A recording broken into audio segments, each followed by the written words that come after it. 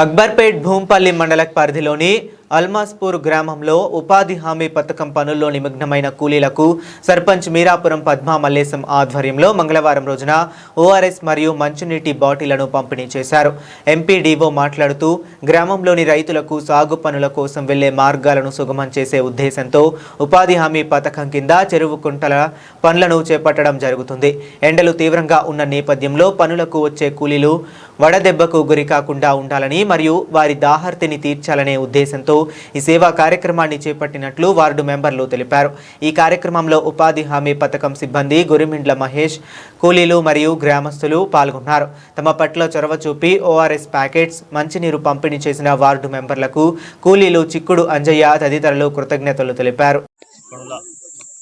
తనిఖీలో భాగంగా అల్మాస్పూర్ గ్రామాన్ని సందర్శించనున్నది.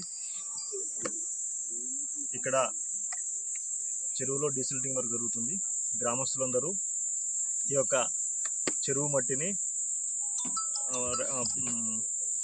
రైతుల పొలాలకి ఉపయోగకరంగా ఉంటుంది. ఇటు మట్టి, ఈ నల్ల మట్టి అనేది ఈ యొక్క ఉపాధి హామీ పథకాన్ని అందరూ రైతులు విరివిగా ఉపయోగించుకొని కూలీల ద్వారా సేకరించిన మట్టిని ట్రాక్టర్ల ద్వారా మీ యొక్క వ్యవసాయ క్షేత్రాలకు తరలించుకుంటే లాభదాయకంగా ఉపయోగకరంగా ఉంటుంది.